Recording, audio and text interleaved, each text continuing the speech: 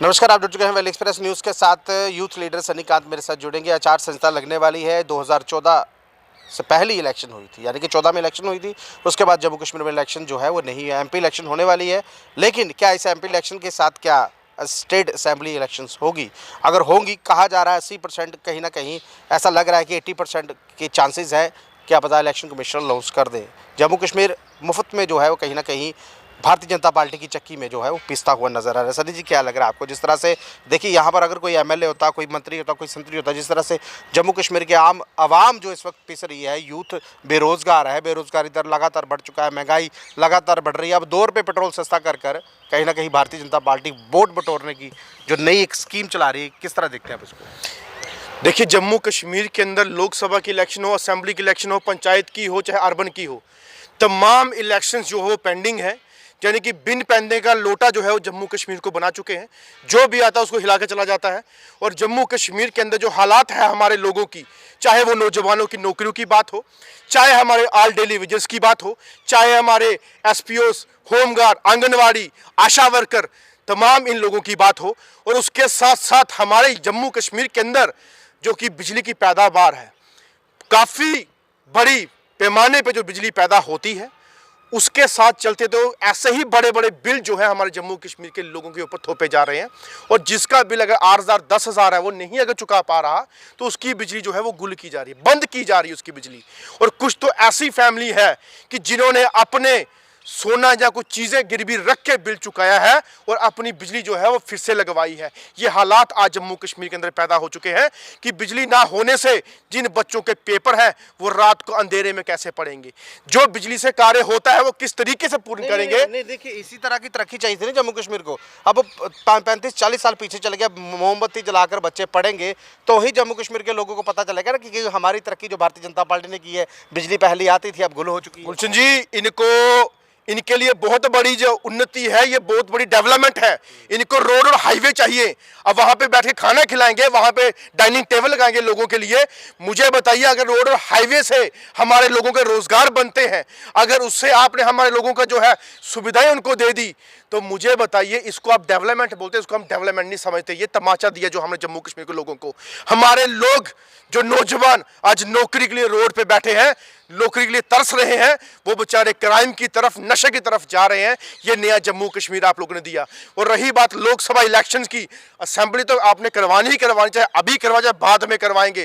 वो स्टेट वापस लेंगे, उसके बाद असेंबली आप करवाएंगे। देखिए, स्टेट का तो कहीं ना कहीं बोल दिया है ना, डीवाई चंद्रचूड़ साहब ने स्टेट दे दी है। सितंबर से पहले स्टेट असेंबलीज भी होगी। अगर देखिए अभी असेंबली इलेक्शन होते हैं तो खर्चा भी बच जाएगा ना, क्योंकि एक एमपी होगा, साथ में असेंबली हो जाएगी, खर्चा बचेगा ना, वो बोझ जो हमारे ऊपर पड़ना है वो बच जाएगा। देखिए, असेंबली हो चाहे लोकसभा, गुलशन जी एक ही बात बोलता हूं, खर्चा स्टेट का है, सेंटर का है या लोगों का है, ये तो तभी होगा तय कि जब इलेक्शन डिसाइड होगी फाइनली।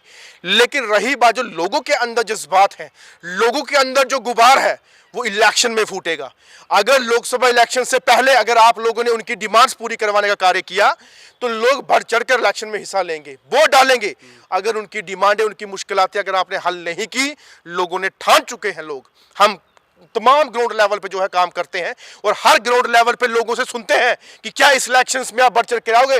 उन्होंने बोला साफ साफ, अगर हमारे कार्य नहीं होंगे हम वोट नहीं डालेंगे, बाइकाट हम करेंगे। इन्होंने एक सिक्सर मारा ना बीजेपी ने, जो सीएए लागू कर दिया। देखिए, सीएए लागू 4 साल पहले ही हो चुका था, तुरंत इलेक्शन से पहले सीए लागू कर दिया। ये कहा गया कि बाहर से जो लोग आए हुए हैं, पाकिस्तान से और भी, देखिए उसमें 2 चीज़ों का फायदा हुआ। रंगिया मुस्लिम्स को, जो इनको निकालने की बात कर रहे थे, अब तो वो भी यहाँ के नागरिक हो गए ना। देखिए, इनके जो ये पूरे का पूरा सिस्टम है, ये इलेक्शन से पहले वो वादे कर जाएंगे जो पहले भी किए थे। 2 करोड़ नौकरियां, 15-15 लाख खाते में डालने की बात, नारी शक्ति को बढ़ावा देने की बात, और आज नारियां हमारी रोड पे हैं।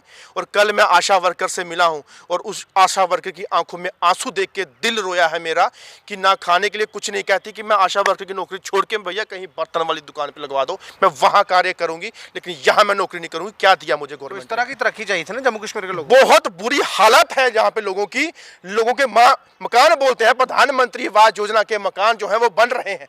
अरे आइए एक बार आप मेरे साथ, मैं लिस्ट बताऊंगा उनके मकानों की, मेरे फोन पे भी पड़ी है लिस्ट, जो अभी तक मकान के पेंडिंग है। एक मोहल्ले के एरिया के तो छोड़ दो आप।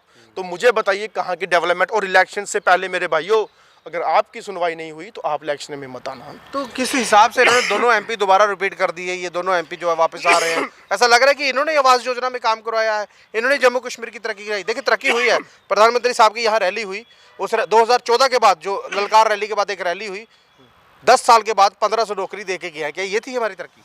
अरे 1500, यहाँ पे तो हज़ारों की तादाद में नौकरियाँ खाली पड़ी हैं। एक सब इंस्पेक्टर की पोस्टें आई, 1200 पोस्टें तो उसमें आ गई एक डिपार्टमेंट के अंदर। तो 1500 दे के कौन सा एहसान कर दिया आप लोगों ने? हज़ारों की तादाद में यहाँ पे लोग जो हैं आज तरस रहे हैं नौकरी के लिए।